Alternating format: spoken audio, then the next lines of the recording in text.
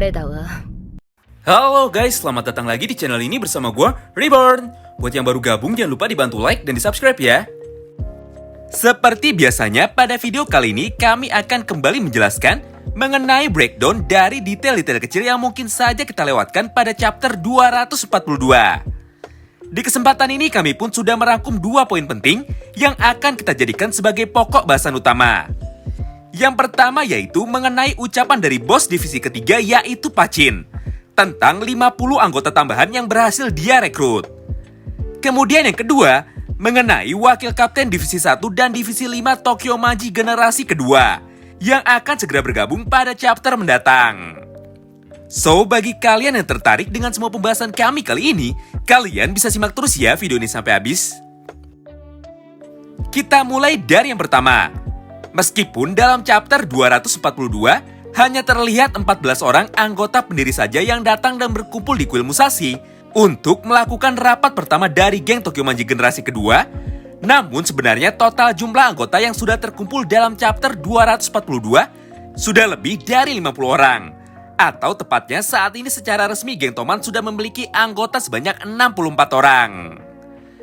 Hal ini dapat kita lihat dan dapat kita buktikan dalam dialog yang dilakukan oleh Pachin dan Pehan.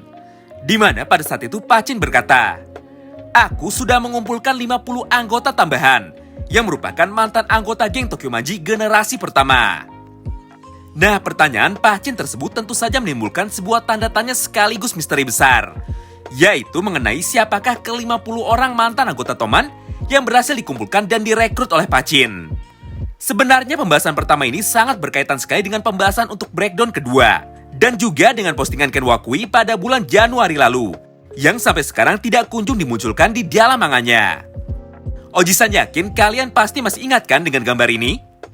Dalam sketsa ini terlihat Kazutora dengan rambut panjangnya, yang sedang menggunakan baju atau seragam dari geng Tokyo Manji. Walaupun awalnya sempat ragu, namun setelah chapter 242 keluar, atau tepatnya setelah tahu seragam baru untuk geng Takemichi adalah seragam lama Toman, Oji-san pun menjadi kembali yakin dan percaya bahwa gambar sketsa Kazutora tersebut bukanlah flashback, melainkan kejadian yang terjadi pada masa ini, atau di periode waktu tahun 2008. Apalagi saat ini kita sama-sama tahu bahwa Pachin dan Pehan sudah menjadi pasangan pengusaha properti yang sangat sukses di usianya yang muda. Ingat kan, pada arc Mobius Mikey pernah mencoba untuk menebus Pachin supaya bisa keluar dari pusat rehabilitasi lebih cepat. Namun Pachin menolaknya dan memilih untuk tetap menjalani masa hukumannya di Juvenile Reform School atau pusat rehabilitasi kenakalan remaja. Jadi bukan hal yang mustahil jika hal itu kembali terjadi. Dengan uang yang dimiliki oleh Pachin, bisa saja dia menebus atau membebaskan Kazutora dari pusat rehabilitasi tersebut. Intinya, bisa saja Kazutora atau malah Kiyomasa termasuk dalam 50 orang mantan anggota Toman yang berhasil direkrut kembali oleh Pachin ke dalam geng Tokyo Manji generasi kedua. Bagaimana menurut kalian? Siapa saja kira-kira mantan anggota Toman yang berhasil direkrut oleh Pachin? Kemudian kita masuk ke breakdown yang kedua.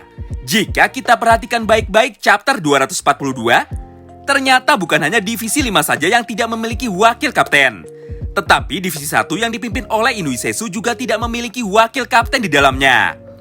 Padahal ketiga divisi lainnya, yaitu divisi kedua, ketiga, dan keempat memiliki formasi yang lengkap.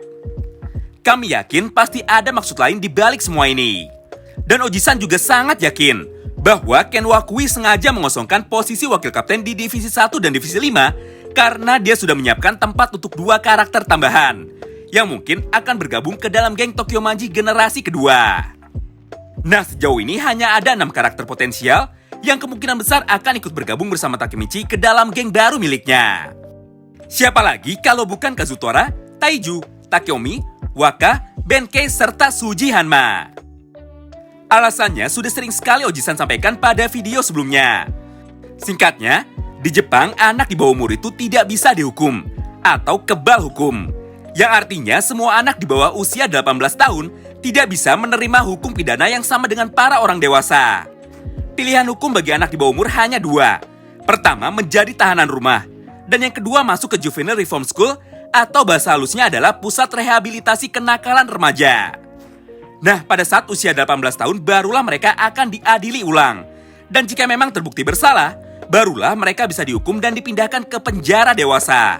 Sebaliknya, jika tidak terbukti bersalah dan bersikap sopan selama masa hukuman sebelumnya, maka besar kemungkinan mereka semua akan langsung bebas bersyarat.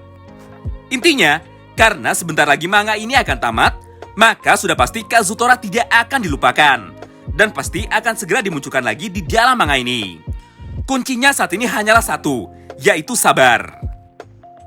Sedangkan untuk karakter yang kedua, yaitu Taiju Shiba, alasannya pun sangat sederhana. Taiju masih punya hutang budi kepada Takemichi. Ditambah, Taiju adalah karakter kuat yang selalu mementingkan dan mendahulukan keluarganya di atas segalanya. Setelah dia tobat dan disadarkan oleh Hanagaki Takemichi. Tidak mungkin juga Taiju akan diam saja ketika dirinya tahu jika Hakai nekat menantang geng Kanto Manji. Dengan resiko kalah dan lebih buruknya lagi malah terbunuh. Selanjutnya, karakter potensial yang ketiga, yaitu Akashi Takeomi, Wakasa, serta Arashi Keizo. Untuk mereka bertiga, Oji-san yakin tanpa dijelaskan pun kalian sudah pada tahu kan apa alasannya. Intinya, bagi Takeomi, Wakasa, serta Arashi Keizo, Senju adalah adik kecil yang sangat mereka sayangi. Tidak mungkin juga mereka bertiga diam saja ketika tahu bahwa Kawarai Senju belum menyerah dan berniat untuk kembali menantang Maiki dan geng Kanto Manji dalam pertarungan hidup dan mati.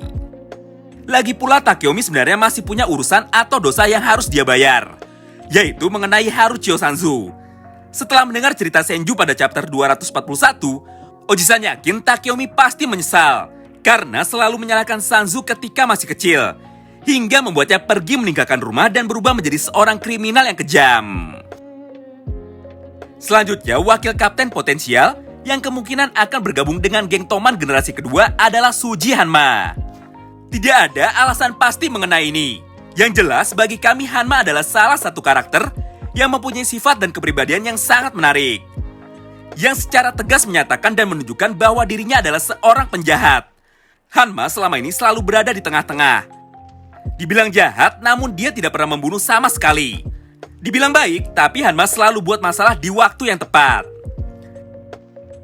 Ya, entah siapapun itu yang akan bergabung nantinya.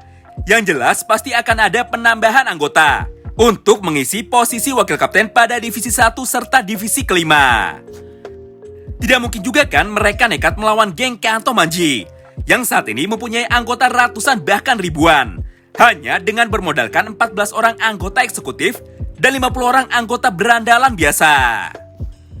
Terima kasih banyak yang sudah simak video ini sampai habis ya. Sampai jumpa lagi di video selanjutnya. Bye-bye.